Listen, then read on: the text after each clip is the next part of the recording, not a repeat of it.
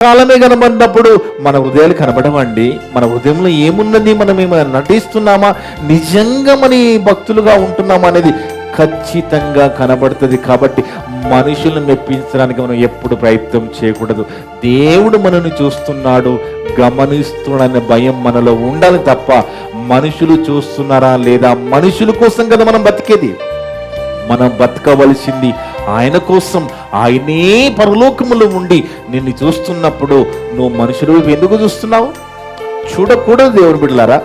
మనము దేవుణ్ణి దేవుణ్ణి దేవుణ్ణి చూడాలి, తన్ని చూడాలి, యేసుక్రీస్తు ప్రభు వారిని చూడాలి తప్ప లోకములో భూ సంబంధమైన వాటిని మనము చూడకూడదు. ఎందుకంటే అంత గొప్ప ఆధిక్యత కలిగిన తండ్రి పరలోకం నుండి నిన్ను చూస్తున్నాడు, యేసు ప్రభు వారు చూస్తున్నారు.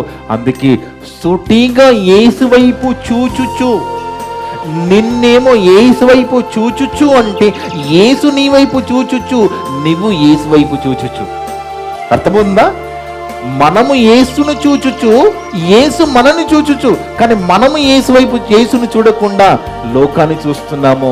వద్దు దేవుని బిడ్డలరా, అలా ఉండకూడదు. ఎందుకంటే అంతగా ఎంత ప్రేమిస్తున్నారు వాళ్ళంటే, మనమంటే ఎంత పిచ్చి అంటే, నిజంగా తండ్రికి కానీ యేసు ప్రభు వారికి ఎంత పిచ్చి అంటే, ఎంత పిచ్చి అంటే 40 దినాలు ఉపవాసం ఉండే పిచ్చి మనం అంటే. 40 దినాలండి, రాత్రి మగళ్ళు ఏమి తినకుండా, ఏమి నీళ్లు కూడా తాగకుండా ఉపవాసం ఉన్నారంటే ఎందుకు? మనమంటే అంత ప్రేమ, మనమంటే అంత పిచ్చి, మన కోసం, మనం రక్షించడానికే కదా. ప్రాణం పెట్టడం అంటే ఏందండి?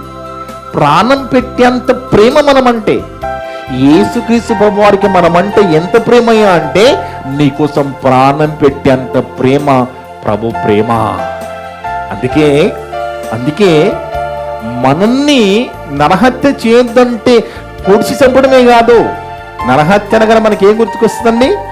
కత్తితోటి చంపేస్తే, మర్డర్ చేస్తేనే ఇది నరహత్య అనుకుంటాం కదా.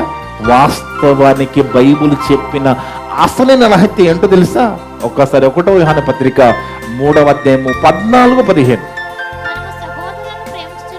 మనము సహోదరులు ప్రేమించుచున్నాము గనుక మరణములో నుండి జీవములోనికి దాటి ఉన్నామని ఎరుగుదుము. ఏందంట?